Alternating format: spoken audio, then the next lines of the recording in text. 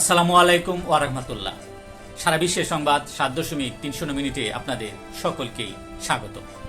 দেশের প্রধান প্রধান দৈনিক পত্রিকাগুলো তাদের শিরোনামে যে খবরগুলো গুরুত্ব সহকারে ছাপিয়েছে তাই নিয়ে হাজির হলাম আপনাদের সামনে। আশা করি সাথেই থাকবেন।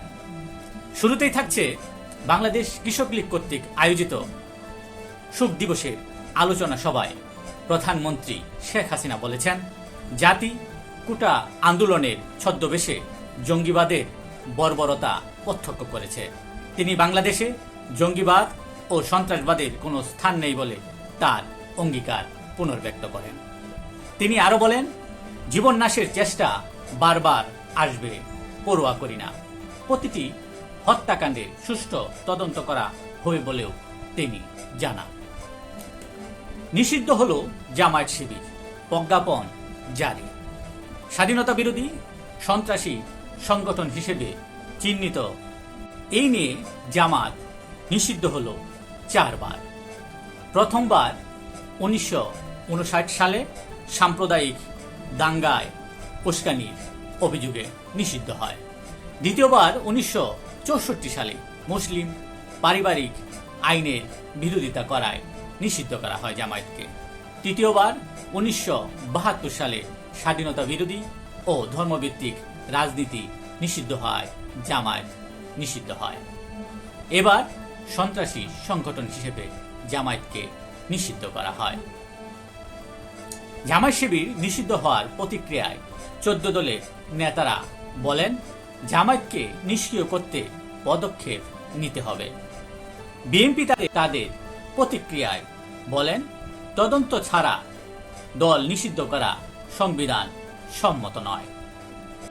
কেবল নিষিদ্ধ করলেই হবে না, প্রতিক্রিয়ায় বলছিলেন ডক্টর সাখাওয়াত আলী। এতদিন পর আমরা অভিশাপমুক্ত হয়েছি, ভারমুক্ত হয়েছি, প্রতিক্রিয়ায় শ্যামলী নাসরিন চৌধুরী। জামায়াত শিবির নিষিদ্ধ করার পর চোরাগুপ্তা হামলার আশঙ্কায় রাজধানী ঢাকা সহ সারা দেশে বিশেষ নিরাপত্তা ব্যবস্থা জোরদার করা হয়েছে। কোটা আন্দোলনের 6 সমন্বয়ককে 6 দিন পর ছাড়ল ডিবি। খাবারের ছবি ভাইরাল হওয়ায় 32 ঘন্টা অনশন করেছিলেন তারা। রিমেম্বারিং আওয়ার হিরোজ কর্মসূচিতে বাধা। ঢাকার বাইরে বিভিন্ন স্থানে কর্মসূচি পালিত। আন্দোলনে ছাত্রদের সাথে যোগ দিলেন শিক্ষক, অভিভাবক, নাট্য ব্যক্তিত্ব, এছাড়াও অনেক চলচ্চিত্র অঙ্গনের অনেকেই যুক্ত ছিলেন এই আন্দোলনে। গান, চিত্রে নিহত নায়কদের স্মরণ। ক্যাম্পাসে ক্যাম্পাসে মৌন মিছিল, সমাবেশ। আজ দেশব্যাপী প্রার্থনা ও গণমিছিলের ডাক বৈষম্য বিরোধী ছাত্র আন্দোলনের। জাতিসংঘের মাধ্যমে তদন্ত ও বিচারের দাবি শিক্ষকদের। জামায়াতকে নিষিদ্ধ করা অগণতান্ত্রিক ও সাংবিধানিক বলে প্রতিক্রিয়া জানিয়েছেন বিএনপি মহাসচিব মির্জা ফখরুল ইসলাম আলমগীর। বাংলাদেশের উপর বিদেশি হস্তক্ষেপ ডক্টর ইউনূসের এমন বক্তব্য রাষ্ট্রদ্রোহের শামিল বলে মন্তব্য করেছেন আওয়ামী লীগের সাধারণ সম্পাদক এবং সড়ক পরিবহন ও সেতুমন্ত্রী ওবায়দুল কাদের। টার্গেট কেপিআই মানা হয়নি নীতিমালা, গোয়েন্দারা ছিল অন্ধকারে। বিটিভি সহ গুরুত্বপূর্ণ প্রতিষ্ঠানে যেভাবে হামলা হয়েছে তাতে নিরাপত্তা ঘাটতি সুস্পষ্ট। নজরদারি ব্যবস্থা আধুনিকায়নের তাগিদ।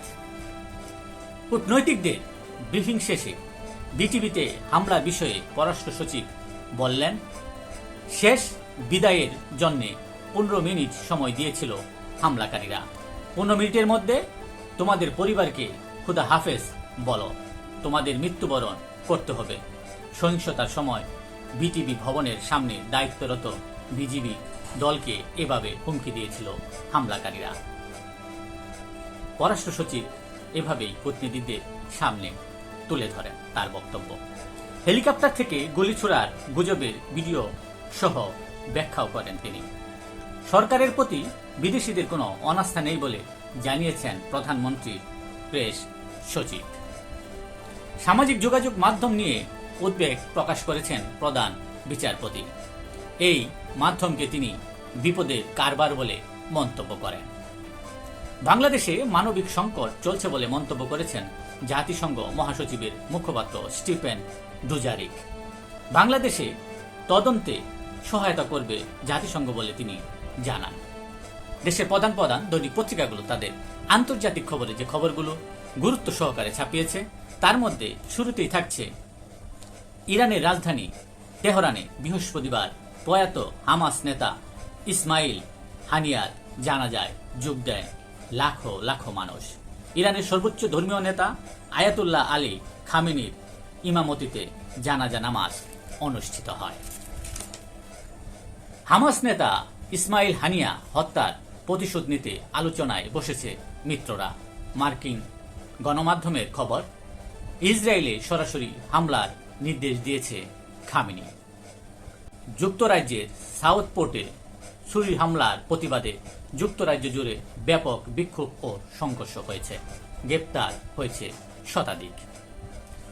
কমলা হ্যারিসের জাতিগত পরিচয় নিয়ে বর্ণবাদী প্রশ্ন তুলেছেন যুক্তরাষ্ট্রের সাবেক প্রেসিডেন্ট ডোনাল্ড ট্রাম্প। তিনি বলেন, ডেমোক্রেট পার্টি মনোনীত কমলা হ্যারিস তার এশিয়ান আমেরিকান পরিচয় লুকাতে চান। অবশেষে দোষ স্বীকার করতে রাজি হামলাকারীরা। 2001 সালের 11 সেপ্টেম্বর যুক্তরাষ্ট্রে হামলা চালায় জঙ্গি সংগঠন আল কায়দা। ওই হামলায় অভিযুক্ত 3 জন মৃত্যুদণ্ড না দেওয়ার সত্ত্বে তাদের দোষ স্বীকার করতে রাজি হয়েছেন।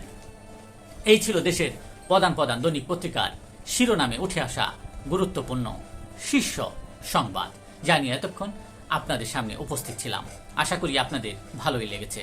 সার্বিক খবরের বিবেচনায় যদি আপনাদের কোনো অভিমত, অভিব্যক্তি, সমালোচনা কিংবা কোনো পরামর্শ থেকে থাকে তাহলে অবশ্যই কমেন্টসে জানাবেন।